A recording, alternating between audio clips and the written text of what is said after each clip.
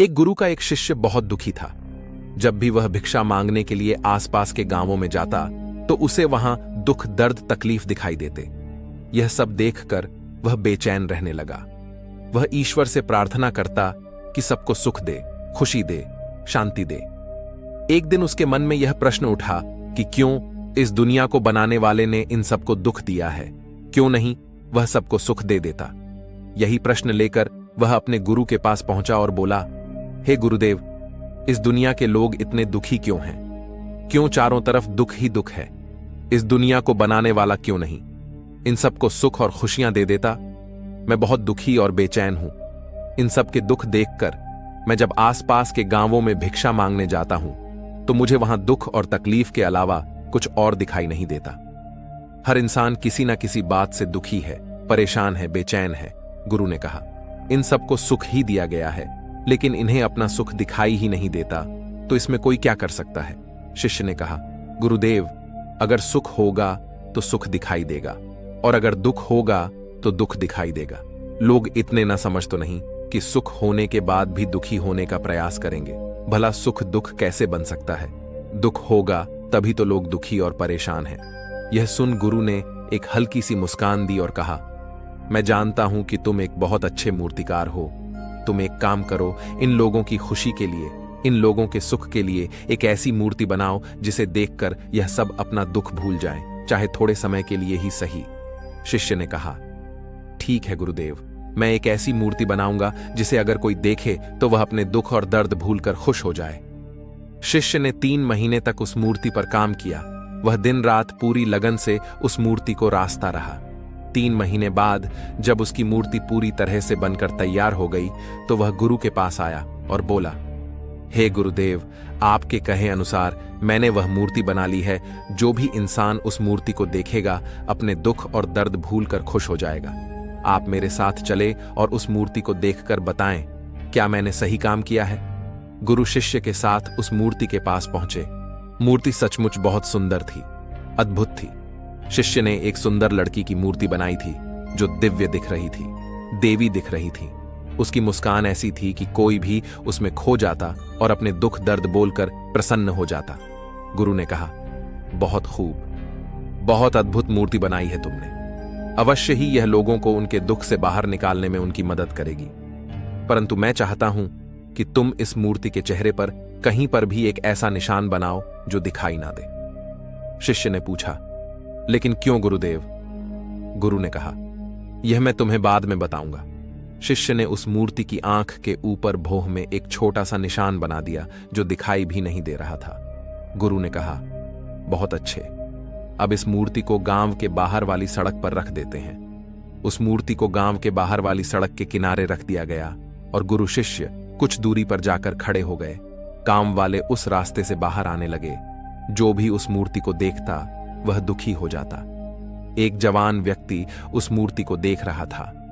उसने बड़े ध्यान से उस मूर्ति को देखा, फिर अफसोस करता हुआ आगे बढ़ गया। रास्ते में गुरु और शिष्य ने उसे रोका। गुरु ने कहा, तुम बड़े दुखी दिखाई पड़ रहे हो, क्या हुआ?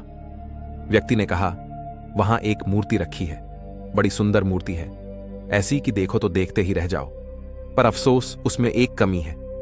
मूर्तिकार ठीक नहीं था, उसने मूर्ति की आंख के ऊपर एक निशान छोड़ दिया है, इसीलिए मैं बहुत दुखी हूं। काश अगर वह निशान नहीं होता तो मूर्ति कितनी सुंदर होती। शिष्य ने कहा, पर वह निशान तो दिखाई भी नहीं दे रहा, तुमने कैसे देख लिया? व्यक्ति ने कहा, क्या बात करते हो? मेरी तो पहली नजर ही उस निशान पर पड़ी थी। यह कहकर वह व्यक्ति वहां से चला गया। एक दूसरा व्यक्ति उस मूर्ति को देख रहा था। वह भी दुखी होता हुआ आगे बढ़ गया। गुरु और शिष्य ने उस व्यक्ति को भी रोका और उससे पूछा, क्या हुआ? तुम इतने दुखी क्यों लग रहे हो? उस व्यक्ति ने कहा, वहां एक बहुत सुंदर मूर्ति है, पर मूर्तिकार बेकार आदमी था। उसने मूर्ति के चेहरे पर एक निशान छोड़ दिया है जिसने मेरा मन खराब कर दिया है। शिष्य ने पूछा, पर वह निशान तो दिखाई भी नहीं दे रहा, तुमने कैसे देख लिया?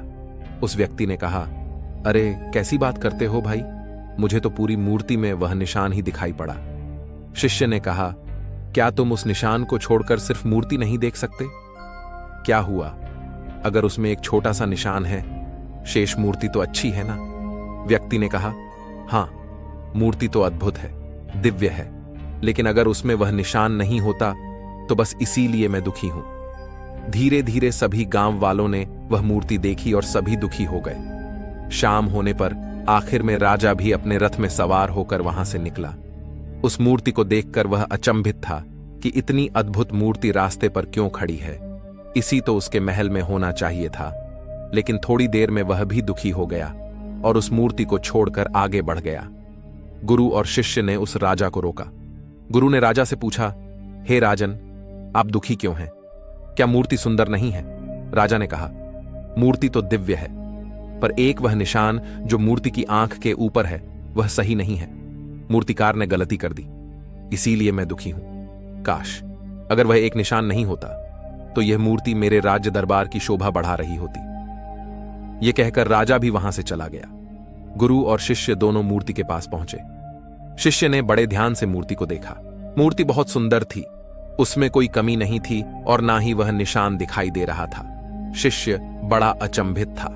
उसने गुरु से कहा, गुरुदेव, मूर्ति में तो कोई कमी नहीं है, पूरी मूर्ति अद्भुत है और दिव्य स्वरूप है। एक छोटा सा निशान ही तो है, और वो भी ऐसा कि दूर से देखो तो दिखाई भी ना दे। बहुत पास आकर देखोगे तब भी बहुत ध्यान देने पर ही दिखता है। फिर यह सारे लोग उस एक छोटे से निशान के पीछे ही क्यों पड़े हैं? इन्हें बाकी की इतनी सुंदर मूर्ति क्यों नहीं दिख रही? गुरु ने उत्तर देते हुए कहा, तुम पूछ रहे थे ना कि दुनिया बनाने वाले ने दुख क्यों दिया। उसने दुख नहीं दिया, उसने तो इन्हें सुख देने की सारी व्यवस्था की थी। पर यह सब पूरी मूर्ति नहीं देखते, यह कमी देखते हैं। यह पूरा सुख नहीं देखते, उसमें एक छोटा सा दुख ढूंढने में लगे रहते हैं। जैसे तुम्हारी मूर्ति में इन्होंने सुख की जगह दुख ढूंढ लिया, अर्थात मूर्ति की दिव्यता देखकर खुश होने की बजाय एक छोटी सी कमी देखकर दुखी हो गए।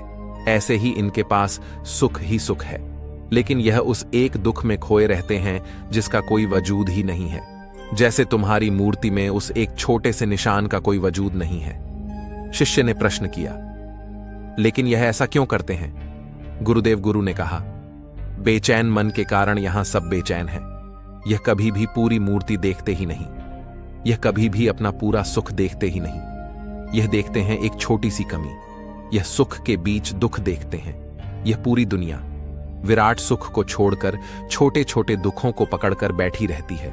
वही उनकी जिंदगी है और वही उनकी दुनिया है। अगर यह ध्यान से देखें तो बनाने वाले ने हर चीज इनके सुख के लिए ही बनाई है। यह नदियां, यह पहाड़, यह हरी भरी प्रकृति, स्वादिष्ट फल और भोजन, रिश्ते, नाते, धन संपद, हर एक चीज इनके सुख के लिए ही बनाई गई है। लेकिन यह हर चीज में अपने लिए दुख ढूंढ ही लेते हैं और दुखी होते रहते हैं। जिस प्रकार इस मूर्ति को बनाने वाले को सभी लोग दोष दे रहे थे, उसी प्रकार इस दुनिया को बनाने वाले को भी यह लोग दोष देते हैं। जबकि इसमें गलती किसकी है, मूर्तिकार की या मूर्ति को देखने वाले की? शिष्य ने कहा, गुरुदेव, इन्हें सुख मिले, क्या कोई ऐसी व्यवस्था नहीं हो सकती? गुरु ने कहा, मैंने बताया ना, सुख तो इन्हें पहले से ही मिला हुआ है। इन्हें वह एक छोटी सी कमी छोड़कर पूरी मूर्ति देखनी होगी, तभी तो इन्हें अपना पूरा सुख दिखाई पड़ेगा। शिष्य ने कहा, और इसके लिए क्या करना होगा? गुरुदेव, अपने ध्यान को छोटी सी कमी से हटाकर पूरी मूर्ति पर लगाना होगा, और यह तभी संभव होगा जब वह अपने बेचैन मन से छुटकारा पाने की कोशिश करें। अपनी समझ को बढ़ाएं, ध्यान करें। ध्यान से मन की बेचैनी कम होती है और शांति आती है, और एक शांत मन ही पूरी मूर्ति देख सकता है। एक छोटी सी कमी नहीं, केवल बेचैन मन ही कमियों को ढूंढता है और दुखी रहता है। शिष्य ने कहा, मैं आपकी बात समझ गया हूं गुरुदेव। दोस्तों, हमारे चैनल बुद्धा स्ट्रेंथ को लाइक करें, शेयर करें और सब्सक्राइब करें। धन्यवाद। नमो बुद्धाय।